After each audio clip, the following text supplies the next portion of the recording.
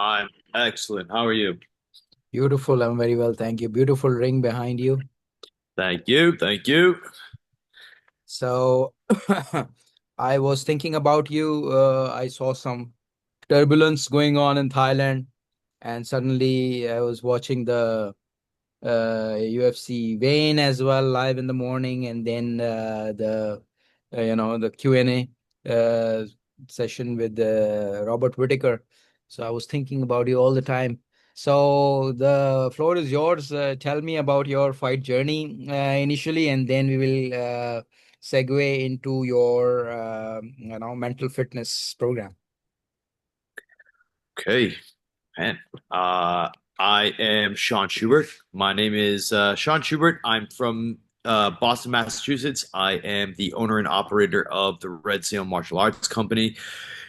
I birthed the company in 2013 and originally was growing up in the classical martial arts system. I did Kempo, Shotokan. I have black belt, second degree in several martial arts. I then started doing MMA to kind of test some of the theories that I learned in classical karate. Found out very quickly that actually fighting is a lot harder than they make it out to be while you're taking karate classes. So then I got into MMA training. I was boxing, kickboxing, wrestling, doing jiu-jitsu, all the full gamut of all the pieces from karate that I was missing. And that was my original journey, was to kind of bring some notoriety and have some substance to the black belt that I kept wrapping around my waist every day.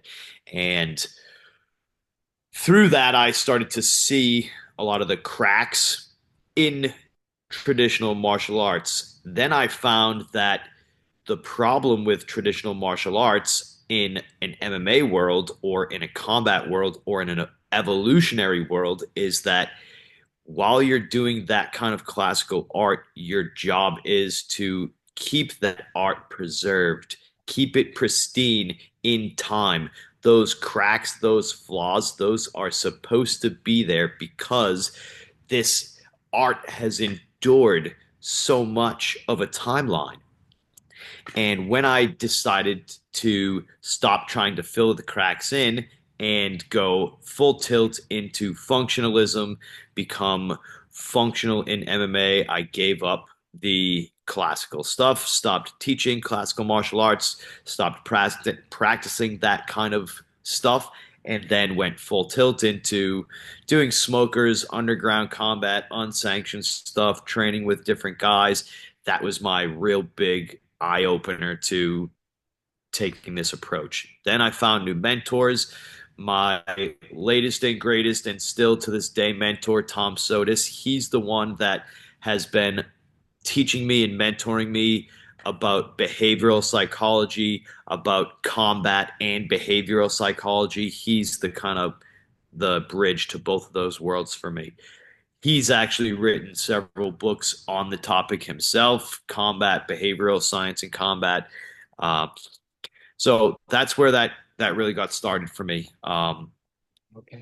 I was just on a tear, really, for a couple of years. You know, after I found my home in striking, after I found that okay, I have enough notoriety, I'm good enough in this karate world. Now I want to start making some strides in combat. I want to start getting some notoriety for my gym. I want to start being able to stand proud and tall when I go represent people at fights or when I go and say, "Hey, I have this gym. Oh, what do you do there? Oh, well, we do striking for Muay Thai. We have this kind of gamut. We have this strength conditioning, and you're proud to put your name on that instead of saying like, oh, really? I teach karate, and I know that it's a little bit watered down and that there's a lot of holes in it, and I don't really believe in it, and right. So then I had to switch a lot of that. That was where again some more of that mental resilience stuff came in for me.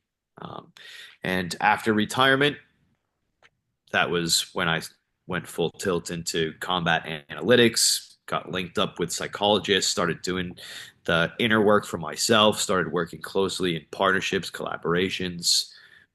That was my big start in the kind of the bridge. Okay. So when you mean retirement, I suppose you're a veteran as well. A veteran of the military? Yes. No, No, okay. Okay. no, no, So, no, no, no. I so just retired from combat sports okay. as my main So you thing were right fighting now. professionally as well? I was fighting professionally. I was running the gym simultaneously, and in the mindset of a fighter, the fighting was the predecessor to the business, and I thought that in order for the business to thrive and do well and put that stamp of approval on it, I needed to keep fighting. I needed to put my own name out there, put my money where my mouth is, so to speak. And before I had any fighters in my gym, I was the fighter in my gym. So I was coaching and I was then going out there and putting on the show and fighting for the gym because that was the advertisement. That's right. That's right. So, with regards to fighting, so you were fighting for a promotion for a league or undergrounds or what kind of? Several. Several. Okay. Yeah, yeah, yeah. I was fighting for Lion Fights professionally before they went under. They were doing some pretty big shows back in the day. So while they were still doing some big stuff in the limelight, I was fighting for them. I fought for some local promotions here. I fought in Thailand for Max Muay Thai. I fought for the first groundbreaking fights in New England, one in Vermont and one back down in Massachusetts. I was the first fighter to do small glove Muay Thai rules to be sanctioned in New England, first one to be sanctioned in Vermont, first one to be sanctioned in Massachusetts. I was the first one to own the title for New England for that sport at 155. So I did a couple of big things for the sport, and then I was able to retire after my groundbreaking fight in Massachusetts Mhm. on top of a knockout win. Mhm. And after that, I coached some speakers, got into the professional world. I wrote my book, Fighting Fear from the Ring to the Stage, and recorded a master class. That's when I really got linked up with some of the psychologists and started doing that more kind That's of work. right. Because so I suppose this is in the background is it's your gym or you teach there? This is my gym. This is yours. And recently, yes, I was 100% owner for the last 15 years, and recently I've been mentoring a young man and a couple of other young people around here to start taking over the business. Okay. And now they're stepping into leadership roles. That's how I was able to write the book, how I was able to find time to write and record the masterclass, Mhm. how I still have time to now produce and put the masterclass out, run an online community, start doing retreats, bring people to Thailand, bring people to Costa Rica, and do that kind of work where now the gym is run by these other kids that I'm mentoring through this entrepreneurship. Mhm. That was the next step for me. As soon as I was done fighting, I went and got another coach for entrepreneurship. Okay. So your fighting timeline is from which year to which year? I started fighting in 2012 and I stopped 2 Novembers ago, so 2023. Three. Okay. Yeah, so about 12 years. Okay. So as you can see now, first let's discuss your impact in Thailand and how you know you have a kind of a parallel career over there as well, as I understand. Yeah, I started going to Thailand about 2014. I was going originally with more of these combat experts, and specifically the mentor that I mentioned previous. He was running groups out there, and his training groups were a world meetup for people doing personal protection. There were Oh, people from military yes. camps there, state police from different states in the United States. There were people from Singapore. There were Thai people there, and a lot of it was close quarters combat, hand-to-hand combat, personal protection, street stuff, knife stuff, guys that are bodyguards, guys that are doing you know, man hunting, Right. that kind of stuff, right? They're doing mercenary work. Yeah. They're working for other governments. So um, that kind of stuff was pretty serious, but it was my bridge to Thailand, and those guys were my core. And still are. They're still very much a group of brothers. They're still very much a group of older men that were able to mentor me and bring me into that kind of world, which is super important to have as a backbone. And they were, like I said, the ones that got me over to Thailand in the first place. Even though it was for something different, it was what I needed to separate myself from the everyday noise of being in the United States, being in the business instead of working on the business. That was the first big eye opener to see that, and then I got to see Thai culture. I got to see the way that the sport was adopted into the culture. And it's so much different than being in America, fighting MMA, fighting boxing, fighting Muay Thai, fighting kickboxing, fighting amateur. All that stuff that we do here is night and day compared to how it is in Thailand. Right. Because in Thailand, there is no basketball, no baseball, no soccer, no football. It's all Muay Thai. Yeah, well, very much so that, and there's really no amateur Muay Thai.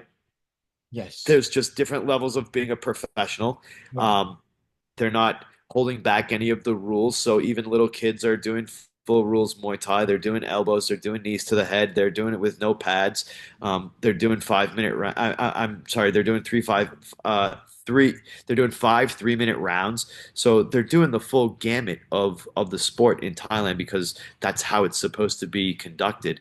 Um, Yeah. the government, the military, they're all involved in it. It's a very national thing, where the government actually has some say Yeah. in the sport, which is again much different from all the sports in America because they're all corporations, they're all privately owned, they're all done with a lot of big bucks, and the sport of Muay Thai is just ingrained into the culture because people that are unfamiliar with Thai history and Thai cultures, Muay Baran, the original facet of Muay Thai, was their military system, Right. and they won freedom with it essentially, right? So the way that Americans think about having their guns is the same way that the Thai people feel about Muay Thai because Muay Baran is what their military used in the 1300s to defeat armies and kings and to win freedoms and a life for their people. And then eventually it became a sport where they put gloves on and they did it for fun and to honor the culture and the people that gave them freedoms. It's the same as Americans setting off fireworks to celebrate Fourth of July and having guns, all the time. Yeah. So even in their prison system, you get a lot of credits. You can reduce your jail time if you fight inside and win. Yes, you can fight for freedom. There's Yeah. a documentary on it. There's a great documentary on it. The name is eluding me at the moment, but I'm sure if you go onto YouTube, it's a free documentary, a couple hours that you can search in there. People fighting for freedom in Thailand, and Mhm. the prison system actually has something where they bring in foreigners and they bring in all kinds of other things, and they let prisoners that have earned enough merits for good behavior to be able to fight. And if they win the fight, they're able to reduce sentence or essentially earn their freedom back. That's right. That's right. So, what do you think? Because I personally think watching this Eliot phenomenon that's happening. I think with all these technologies like cryotherapy, like red light, like the compression chamber, I think the only difference that is there from one fighter to another, besides conditioning, because these things are available like at PI, to everyone. I think then it's the mental fitness. Yes, 1000%. Yeah. 1,000%. Yes. I did a ton of research when I was putting together the master class. So the master class that I did was after the book. The book was done for public speakers specifically because a lot of the mental preparation to go out on stage, they already have a lot of the stuff down, Mhm. especially if they're doing speaking, they're doing sales, they're leading teams, they're in that corporate world. They already have a lot of the mental stuff. Right. The physical stuff they need very little of because you could be, you know, us very sedentary and still get up and stand for 5 minutes and give a speech. Okay, so Right. the physical aspect was null and void as far as how fast could I get this to these people and help them out. And it was rather quickly because the same mental things that I'm saying to fighters backstage is the same thing that I would give to a speaker to help them go out and present. That was a very easy thing for me to do once I flipped the perspective in my brain. Mhm. The Mental Fight Camp online course is designed specifically for fighters to do the mental work in the physical fight camp. It's done in these ups and down waves, all the way from the far back thing where you say, "Hey, my coach just said I'm ready to fight," and that he's going to start looking for fights for me. And then he's going to say, "Hey, I got you a smoker. It's the first thing you get to do. It's all this." And you start getting all these kind of nerves and all these thoughts start racing in your head, and then your endocrine system starts pumping and you start getting fight or flight, and you start living in these kind of so the first thing I do is address all of the chemical acceptance that you're going to need to go through, and then it brings you through all these steps of mentality, all the steps in the timeline of being in fight camp, through the highs and the lows, meaning you're first very nervous, you get very heightened sense of awareness. Then you start getting training, you're in the camp with your friends, all the nerves start to go away because your confidence grows because you're getting in shape. So that does like one of these moves. And then when you pull up at the weigh-ins or you pull up at the show, then you get whacked again by a second wave. So we have all these things where it goes like this from the second you get the fight news all the way through your camp, what you can do for physical drills, what you can do for mental drills, what you can pair to do with a teammate, what you can do by yourself, how you can do that with your coaches, what they're able to do while you're backstage, what you're able to talk about to your fighter while they're on the stool, how to get them to kind of trigger back into these things and stay anchored on their task mentally as well as physically. Oh my God. And I got a ton of the research because I did tours around the world, Ireland, Thailand, America. I've talked to all these high level fighters, coaches that have fighters that are WBC champions themselves, and I ask them all the same question: what are you doing mentally to match your physical fight camp? And 90% of them are telling me that they gain confidence from doing the physical work, but they have no mental drills that they're doing. That's And that's why I made the course Mental Fight Camp. so what you're saying and what I'm understanding is that it is beyond motivational. It's scientific.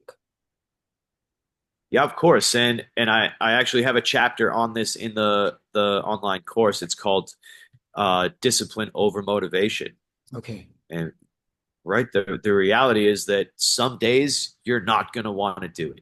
Yeah. Some days you're going to be extremely unmotivated, Right. but that's when you have to have discipline to say, I'm going to do it even though I don't want to, and I'm going to do it like I love it. That's the other part that most people don't really do. They go through the motions that I showed up for fight camp. I was there every day. Yeah, I saw you here every day. I saw you punch in. I saw your attendance every day, but you weren't really here. I saw your eyes. You Right. weren't really here. Yeah. I saw your sweat. You weren't really tired. I Right. saw you, I Yeah. saw you leaving. You were laughing and having a good time. You weren't dragging out and going, man, I need to get some electrolytes. Right. You understand?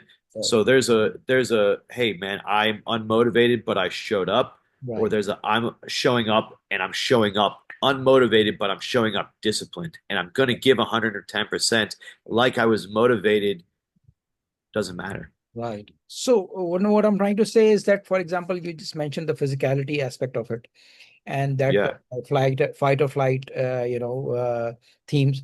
Because like Justin Gaethje also said that, when I'm getting close to a fight, my mood starts going bad, and I talk less, as I get closer to a of fight. course. Yeah, So, so from what I'm trying to say is that from hormonal aspect as well, the discipline and motivation has to be bridged so that the optimum results can be achieved. of course. Yeah, you have to practice these reps. Without practicing these reps, then your body's going to still be trying to figure it out, right? You really want to do it so much that it becomes automatic, it becomes integrated, second nature, all Mhm. those kind of things that people say. Yeah. Um, I put a lot of work into stuff called neuro linguistic programming, NLP, and that is where you get classical conditioning. That is what people call muscle memory. Oh, Muscle memory is okay. where you actually have developed something in your body called myelin. Myelin is something your body actually produces on its own through repetitions done with a deliberate thought. So when you do something on purpose with purpose, that's why I said about showing up to do fight camp. If you're doing it with no motivation and you're just going through the motions versus you're doing it with discipline and you're showing up and you're rocking it really hard, you're doing it at 110%, then you're going to get something from those reps. You'll get nothing from doing 100 reps with no purpose. You'll get 100 times more from doing one rep with all purpose. Right. So much like the flow science that is becoming Yes. famous, that surfing or whatever state of mind you get in, and then if you are enjoying it, and if it is bringing you pleasure, then it Yes. can remain more durable. I actually have a great book on that specifically. It's called Don't Believe Everything You Think. Okay. And it's all about being present. And it actually defines the difference between thoughts and thinking and being in flow state. And it's really probably one of the best books that I've read on the topic. Okay. Um, yeah, Uh, s- and so, like I told you, my grandmaster is also a black belt, multiple den, and Pride of Performance winner, Hall of Famer over here as well. He taught Pakistani military and FBI, the American consulate in Pakistan. And one of his disciples and one of my, teachers, not the grandmaster, but is Abid Islam was his name. He was very close to Anthony Anoki. And they wanted to have a fight, and he said, "No, I'm going to have a real fight." He said, "No, it's entertainment. It's not like that." So he was crazy, and he used to work out in Thailand in the gym, and people used to see because he was a big guy. Used to work for Air Force, and he did one of those things. He Pakistan Boxing Federation invited him that we are not producing good boxers. We want you to take over. So he said that I just want you to triple the budget for their nutrition, and then he just increased the intake of meat, and next thing you know, Pakistan got 6 or 7 gold medals in Asian games. So it's totally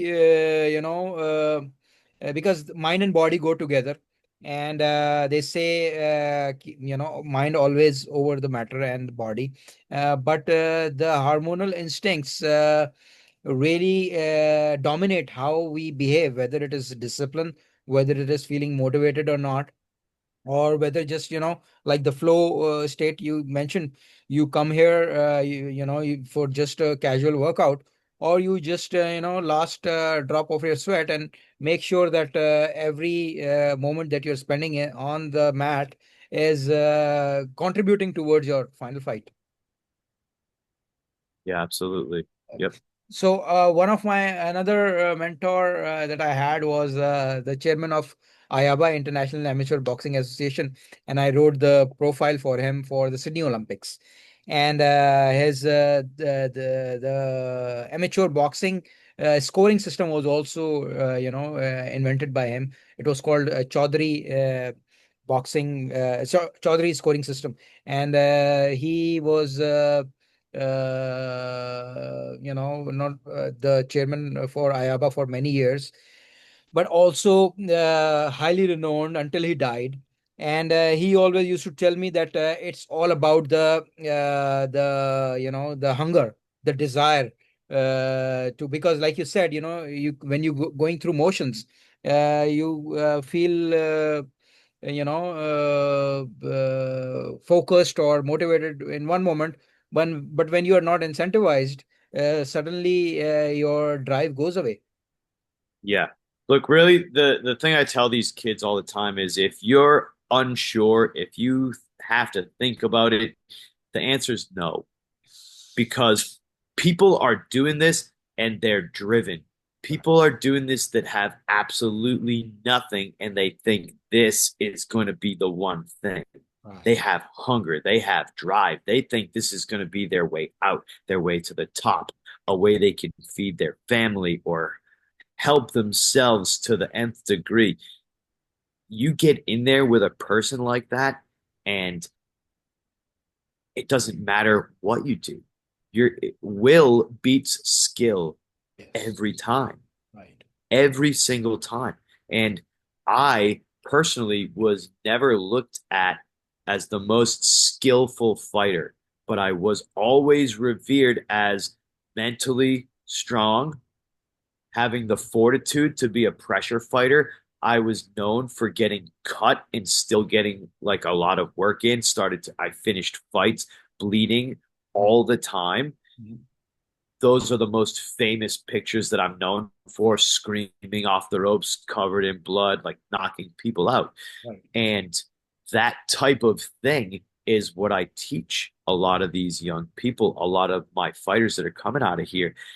It's unsafe for mhm, you to get in there right, doing a half a job because somebody that has absolutely no skill, but they really want to be in there, they really want to hurt you, they really want to prove something, they really want to make a statement or prove a point, and you're in front of them, mhm, you're going to be on the losing end of that. And so if you mentally are even a little bit unsure, if mentally you have a sliver of doubt, yes, those are the things that I think are absolutely paramount to address first before you have to do anything with your skill. Because you could have the best skills in the world if you can't breathe or you have no endurance in the ring. I don't care what you think you can do, your body will give up that's before you can perform any of the things. And right, it's the same thing with the will over the skill part. right, If you're in shape and you know what you want to do, but if you have no discipline to get it done, or if you have no tenacity to stay on the task, or you know, those kind of things also take mental fortitude. You have to train that stuff. You have to be willing to make sacrifices and do hard things if you want to make it to those next levels. And definitely. unfortunately, now there's a lot of people that play the sport. They want to play fighting. They want to get trophies. They want to get a belt. They want to get a picture and post it on Instagram. And there's a lot of room for real fighters to just plow right through those kind of people. No, I totally agree with you because until you are in a fight, if you are on good grounds, then it's okay. It's a sport, but until and unless you are in a situation, in a bad situation, usually that's where all these will over skill matters and comes into play. And then it's the psychological toughness also then goes into match reading, because you see fighters who get caught in unlucky punches, or 1-2 combinations, and then they still recover because they have the mental fortitude and resilience to fight Yeah, back. And that's yeah, what the fight game is all about, because if you see, younger fighters replace the older fighters, and it's like a machine, it's like a mill. But what differentiates is are all these the underdogs fighting back and emerging on the top. and it's all like, for example, I always quote John Jones. He has been into many adversities, but he jumps back because his focus remains aligned, his Yeah. reflexes keep on working, because otherwise, like also Floyd Mayweather says, that fighting and boxing is like a sport. It's like a game where there is a combination and timing and all those things that matter, just like any other Yep. ball game. But unless and Mhm. until you are in a bad situation, that's where the analytical skills and that's where the craft matters, basically. Yeah. Yeah. I'll tell you, I train guys now specifically in my coaching program on four different pillars. And the last pillar, I think, is the most paramount for growth in high performance, high achievers. It's the four C's, Okay. and confidence, capability, commitment. All those four pieces are the part of your growth. How you're going to get there, you got to set goals. You've got to commit to the goals, but you've also got to commit to leaving the old stuff behind. That means habits, that means people, confidence, capability, okay? And then courage. Courage is something that comes from doing the unknown, where your confidence is done through practice, through the reps, through the experience. And so, using all of those pieces, you then can start to gauge where you're at. And usually, people that are high confidence have some kind of low courage capabilities, and vice versa. And so, some of the equations that you put together through that is very interesting. And actually, if anybody that's listening to this podcast from your network wants to get some of that information, I have a little intake form that I give to all my Iron Mind clients. I'd love to send it to your guys for free. If they just message me at Shaun Shubert on Instagram, just message me TKO podcast, and I'll be happy to send a free thing over to you guys and get your stuff gauged up on a free diagnostic of where you are in those four C's, what you're looking for in your 10.0 vision, because that kind of clarity is what actually helps you move the needle. It's what you're going to get Can you also from a share your fighter, website? from a business. Oh, yeah, of course. Yeah. What's your website? Can you please share? Yeah, it's ShaunShubert.com. Yep. Consumer.com. Okay, perfect. Yeah, Yep. because I totally endorse that side, because the thing is that many, for example, will over skill, again, going back, circling back to that.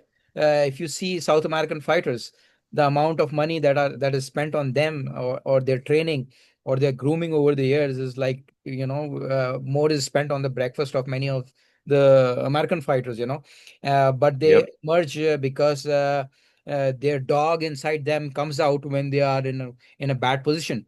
And Yeah. that's why Dana White also said that UFC is investing a lot in Mexico, because of course. Listen, the reality is that the the driver for everybody, whether it's you doing this podcast or me being a fighter or somebody being a CEO or maybe a parent being a good leader or a good husband or wife, all that stuff comes down to your purpose, your reason why. Yeah. Okay. And if the purpose for these fighters is to get famous Right. or is to get rich or Right. is to get online or to be in a movie, they're doing it for the wrong reason, because they're Right. going to meet some poor person from the Middle East. They're going to meet some poor person from South America or some underprivileged person from the United States Right. that's got that dog in them, like you just said.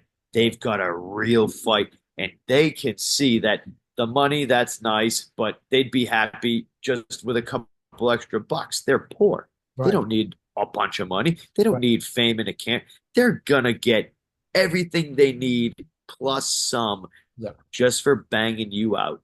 Yeah. And that's a real easy job to do, Right. you know? And Yeah. so when you're connecting with those things on a deep level, I won and performed the best in the fights where I had the most to lose, when I had the most invested in my family, my son being just born. I was fighting tougher opponents. I was married instead of just being a single boy, like in the game, like a young guy, you Yeah. know. So when I had stuff to fight for, when I had guys to prove things against, when I was fighting tough opponents and I had a reason to actually buckle down and train hard, Right. those were the times when I produced the most. Those are the times when I performed the best. Right. Those are the times where something meant something to me.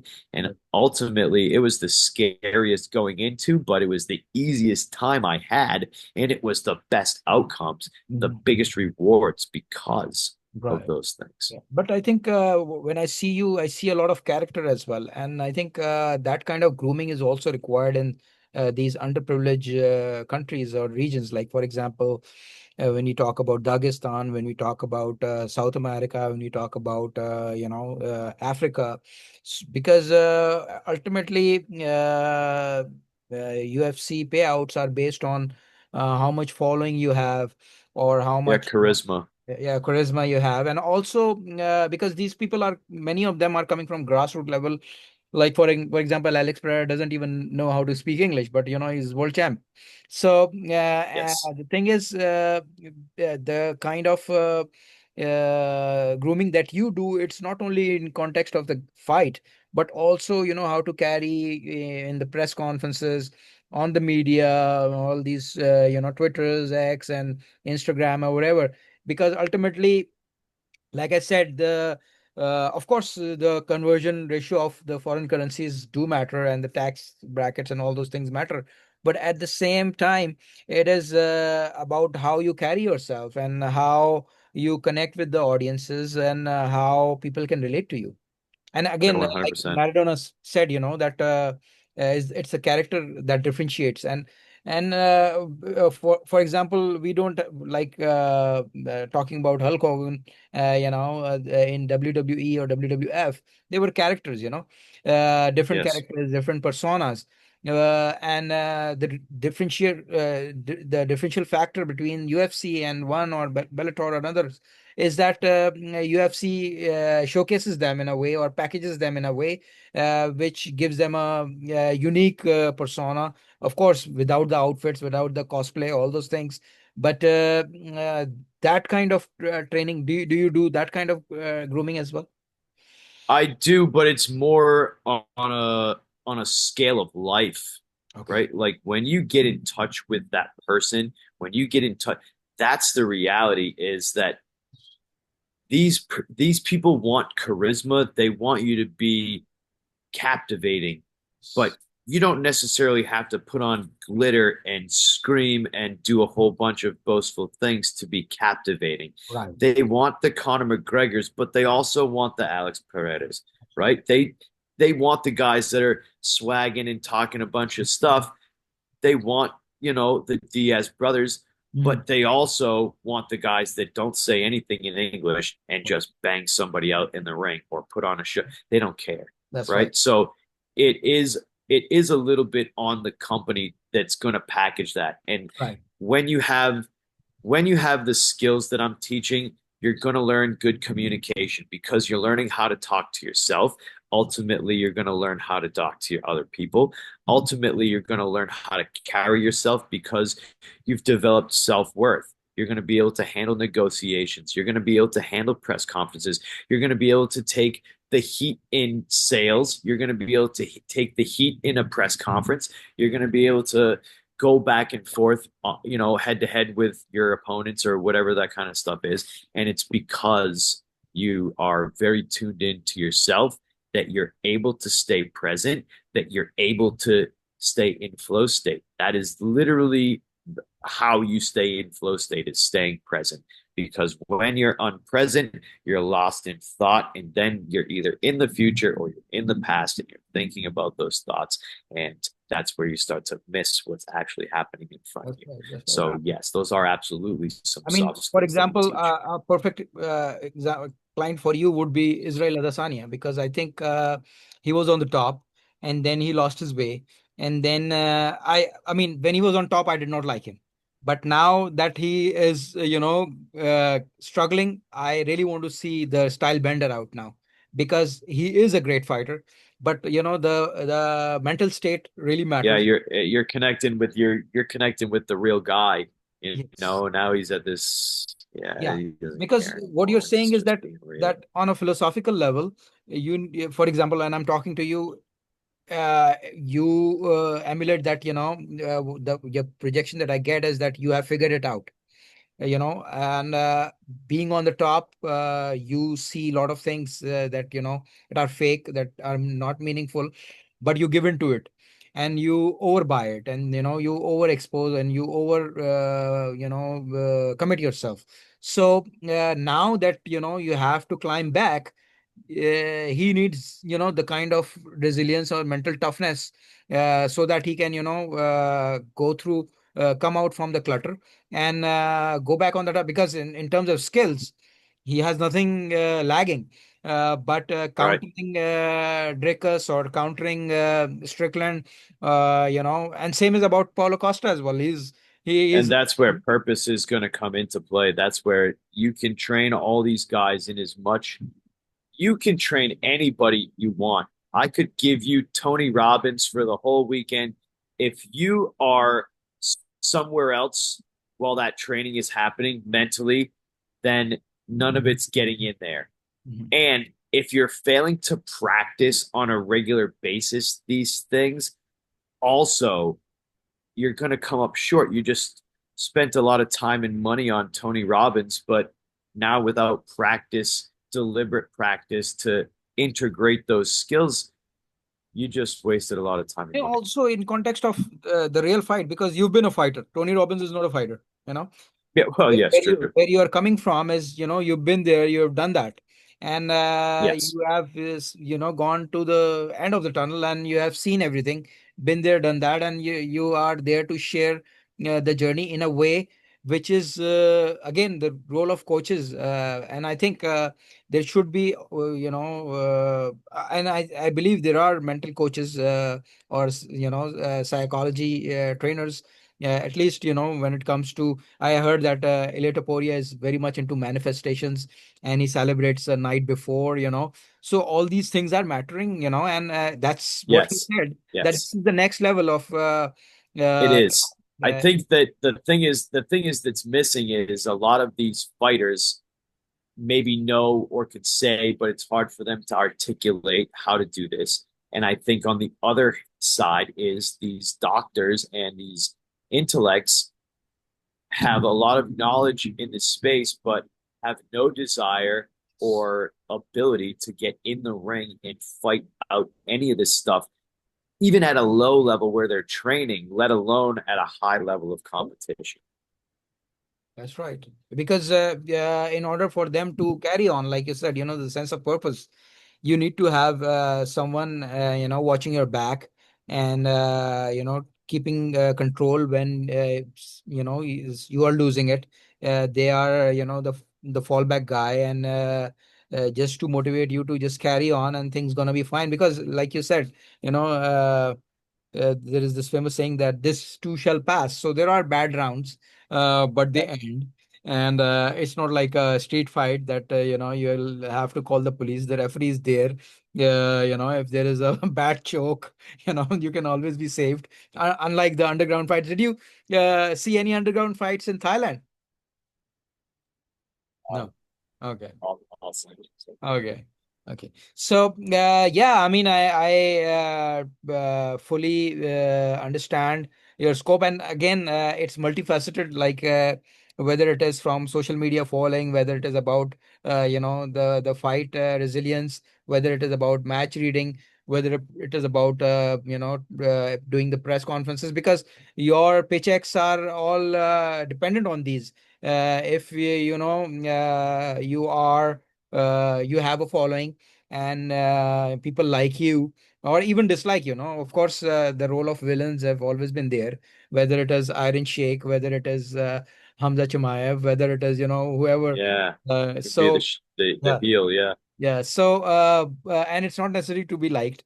Like Elia said, that people don't like me, and probably it's because, how he responded to Alexander Volkanovski, and then, he tried to grab the belt and all that, but he was so confident, and every fight he's like so sure, because he is in the right mental frame and mindset, because he knows that he has gone through the mile in terms of conditioning, and then he just needs to focus and have a right head on the shoulders, so that if things don't go his way, he's ready to bounce back.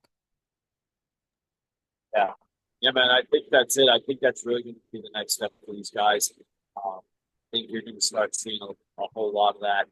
And it's like I said, even when I was doing my research, trying to find where the top MMA fighters, the top guys from the UFC, all of these guys that actually are putting in the work to sports psychologists, coaches are tennis professionals. They're professionals in gymnastics.